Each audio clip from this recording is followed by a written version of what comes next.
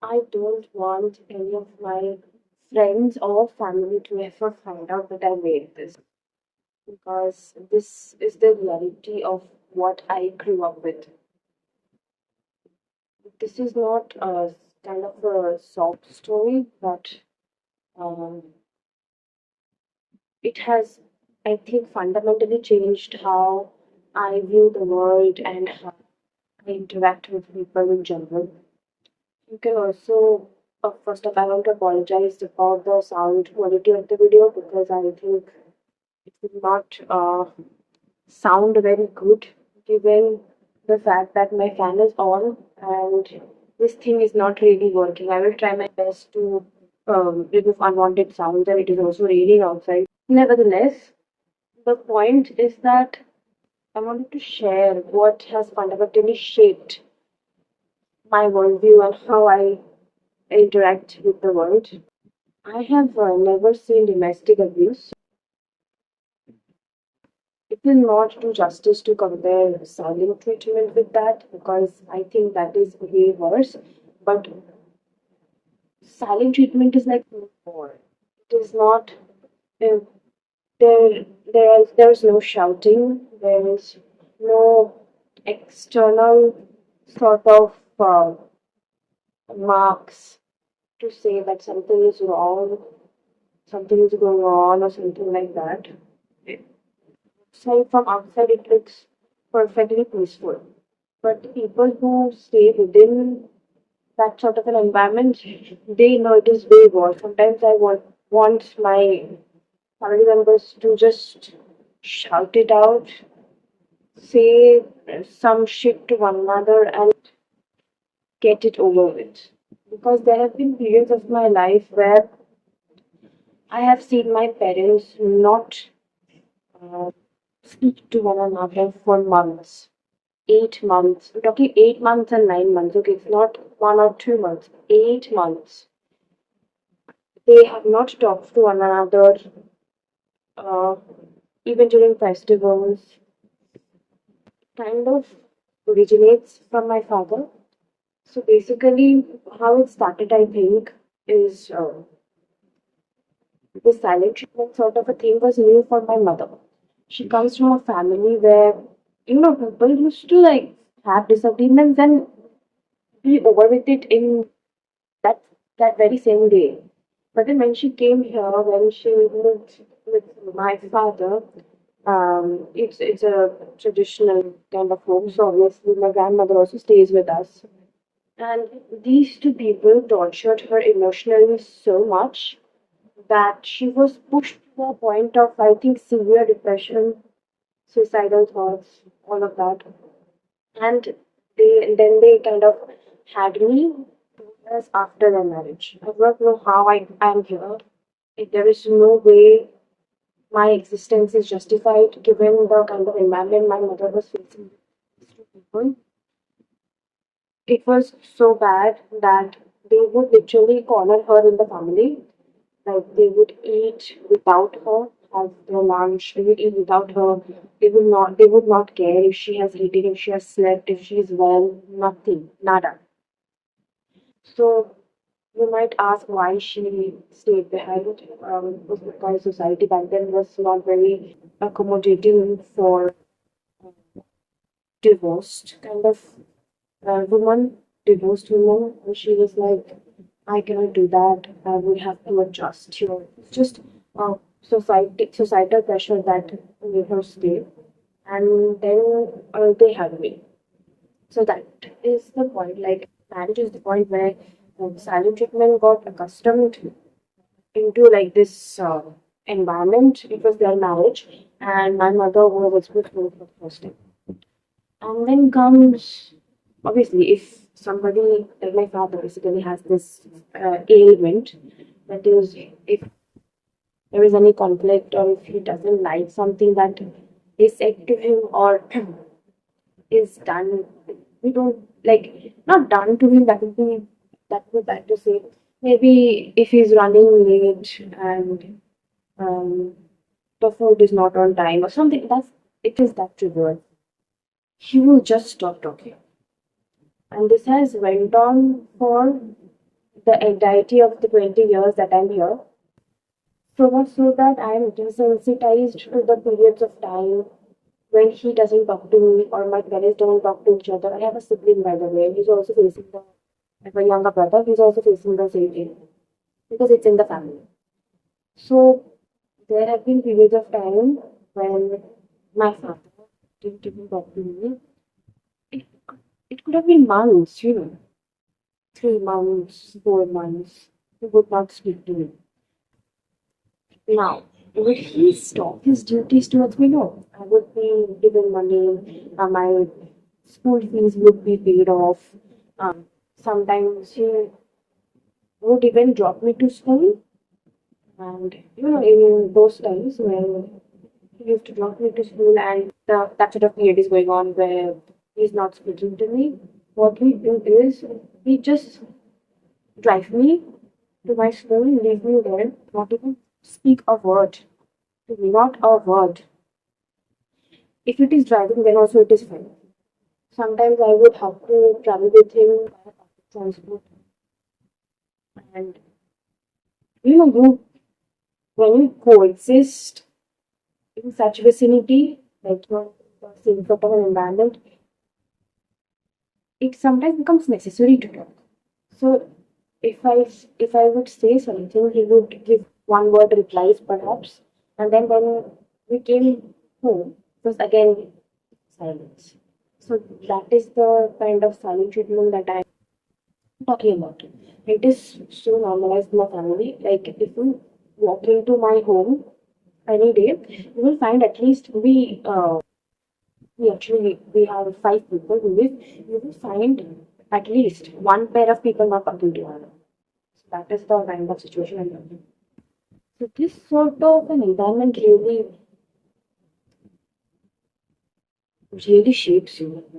Mostly negatively, there is no positive in this. At least I have not found anything positive about it as of late. And because this is his personality, it kind of percolated into my mother's also. I don't know if she would do this like the silent treatment thing before her marriage. I reckon she did not. But then um to go perhaps with it, she also did the same thing. I don't know. So it could be very trivial things. Maybe I got a less mark on a paper, like test, and they stopped talking to me. They just give me food and not talk. When I used to be young, I would get so sad. I would walk around behind them. If it is my mother, I would go and poke her and say that I'm sorry, plead so that she talks to me. She would not. But then she was much more lenient than my father. She would, break her character in 2 3 days, maybe max. And that is still manageable, I think. But what? He is someone so difficult. Like when you're young and I love my parents, it's like it's natural, right?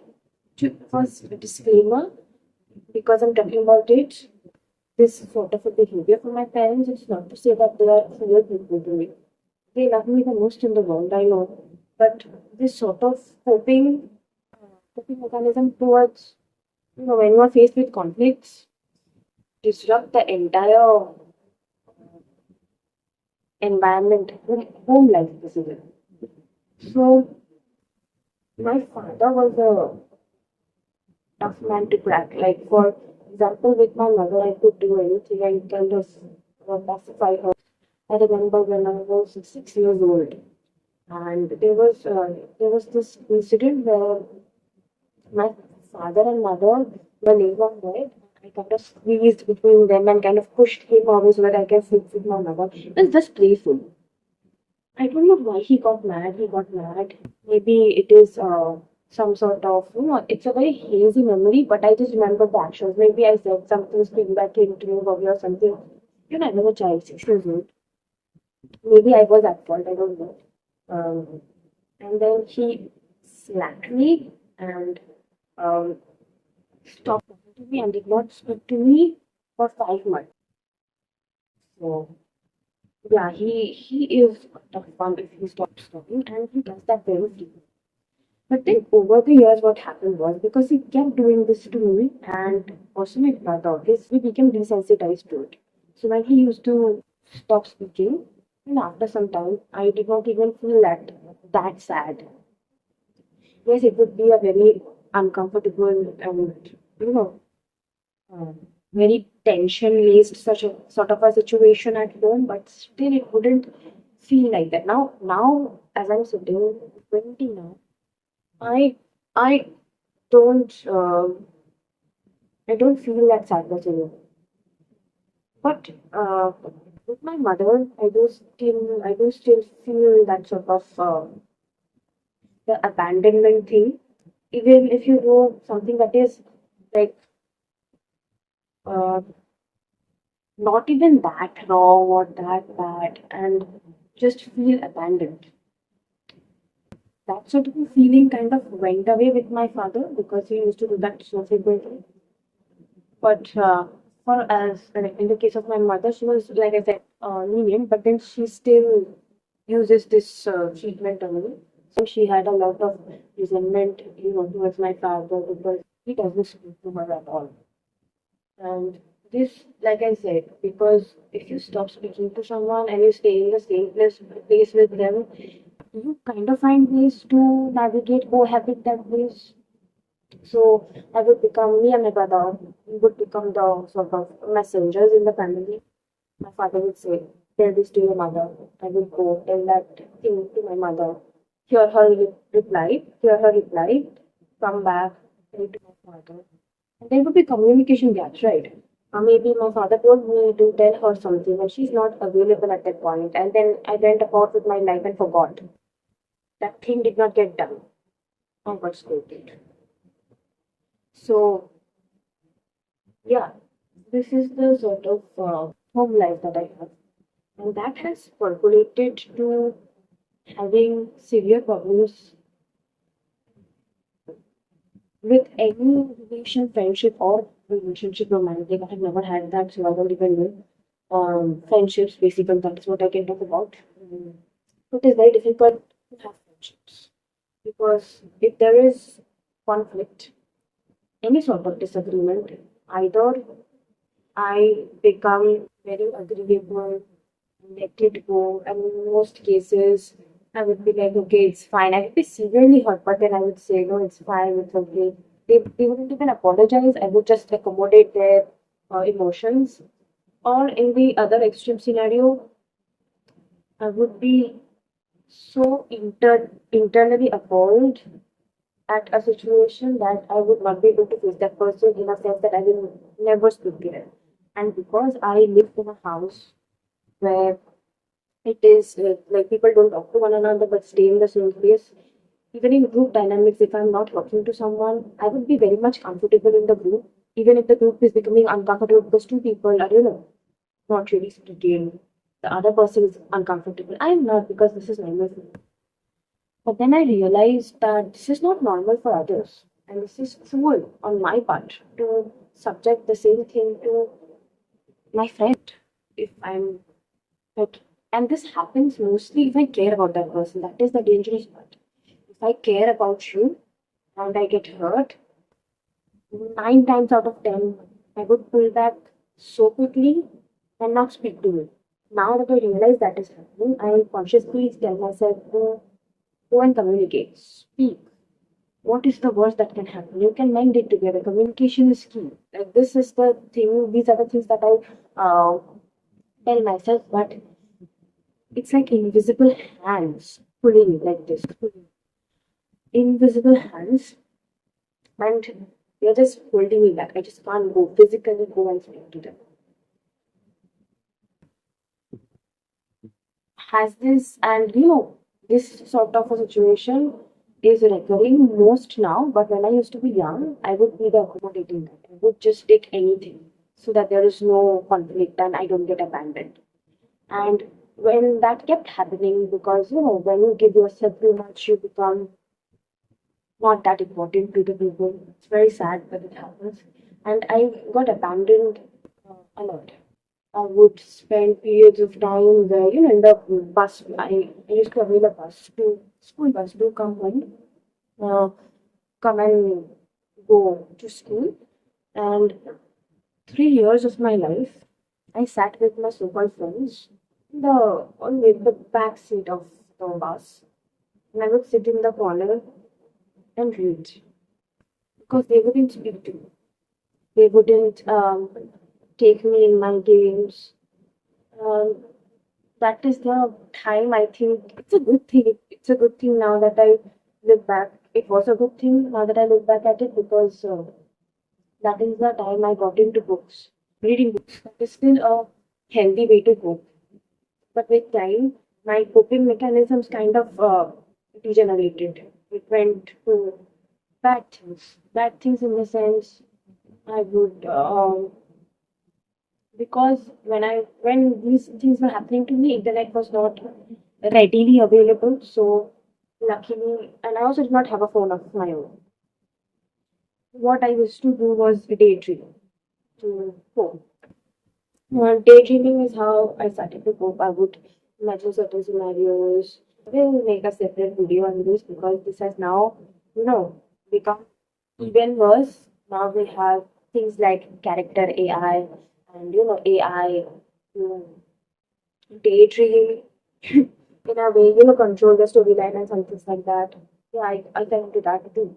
So obviously that is much later. I want to make a separate video on this, which I will in the future. So I would cope like that. And initially, my friendships were basically me being very accommodative. And when I would stop being accommodative because my mother would say, "Why are you tolerating such a behavior?" And I would stop accommodating them, they would be so angry. It's like, "Wow, you're becoming so selfish." It's my mic on there. "Wow, you're becoming so selfish." They wouldn't be able to take me standing for myself.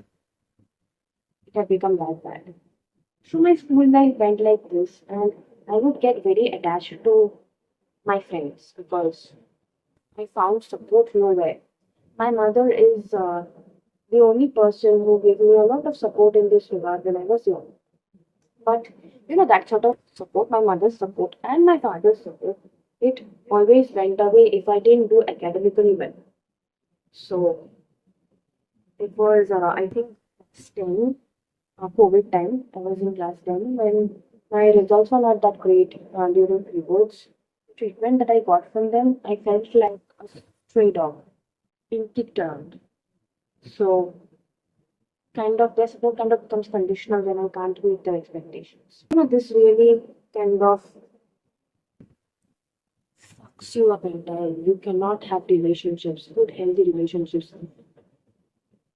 I cannot even imagine myself in a romantic relation because disagreements and conflicts are normal there, and there are healthy ways to cope.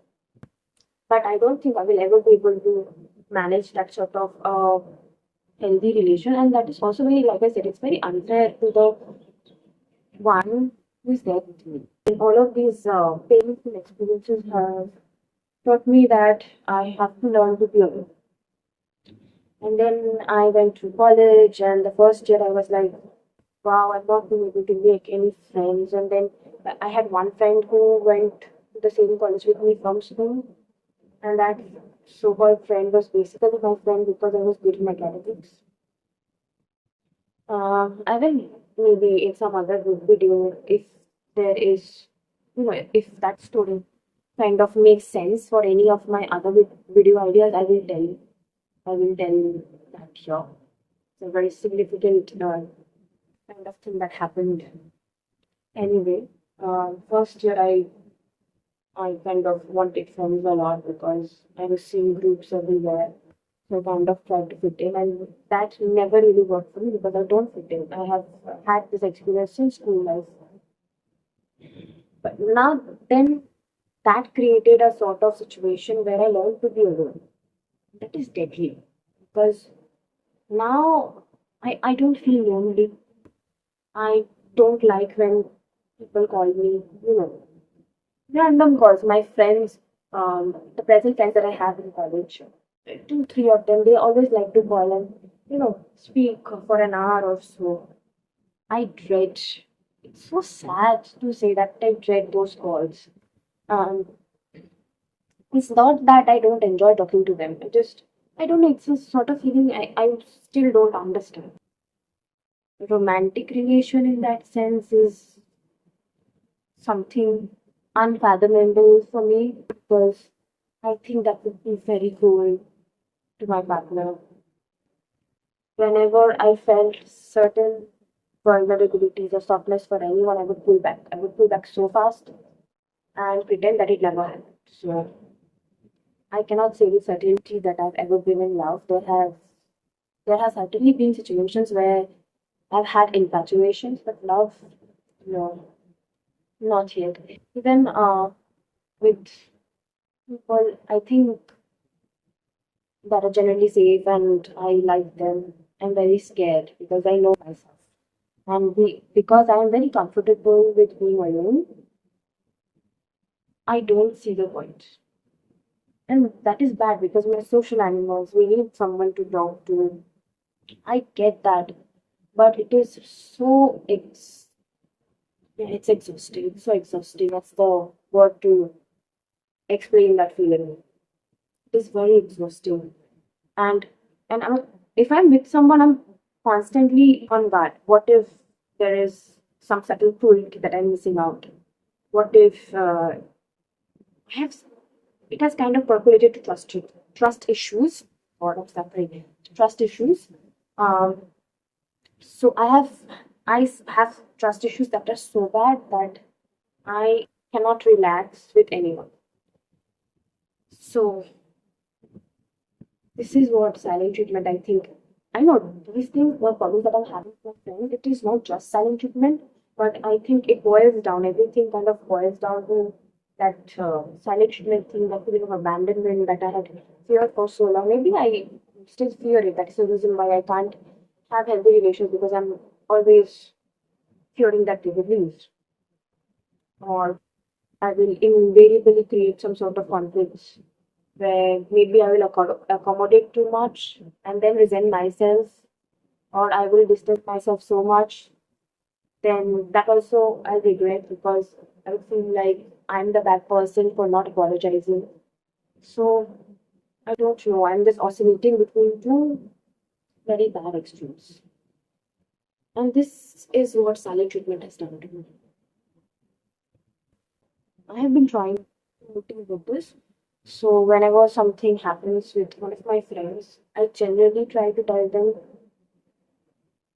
that this is what has hurt me, and if they don't apologize, I let it go. And if I feel like I have done something wrong, I'm always the first one to apologize so that it gets resolved. Sometimes I just apologize even if I'm not technically wrong, just so that I don't have to deal with these exhausting feelings. Because it is not just the bitterness of the situation, it's like uh, the train of thoughts just, ends up in a very dark tunnel. And it is dangerous how I have come to terms with being alone that uh, I dread any sort of emotion, friendship, or relationships. And it is such a pathetic way of life because what is the point of living otherwise if you don't feel emotions, if you cannot connect with another human being? Material things, they will just stay here and we will be off. We will be gone. I don't even know when I'll die. I could die tomorrow. But my heart is so locked up, I can't even have healthy connection with friends, let alone romantic love. So, yeah, this is what is the current situation. And I don't know how I'm trying. It's not that I'm not trying. I wish nobody ever, like, none of my immediate friends or family ever finds this video. Because, oh my god, I have not spoken about this with anyone. Why did I share this? I feel like if I'm facing this, am not alone. Maybe someone out there is also facing silent treatment. And I must say that this is the worst thing that can ever be done to you. And it's just immature. It's very immature. If someone is weaponizing silence, it's the cheapest, most immature thing anyone can do to you. And if you are encountering such a situation, trust me, it is best to walk away from that kind of a person because they are not meant to be there. They will never give you peace. Look at me. Do you think I will be able to give peace to anyone if I cannot cope with myself? So walk, just run away from people like this. That was kind of the aim of the video. Okay, so I'll see you in my next one, and thank you for all the love that I got. There was this one comment in my first video which made me sit down and think that wow, there is so much warmth in this world. Um, yeah, so thank you for watching till the end, and see you in my next one.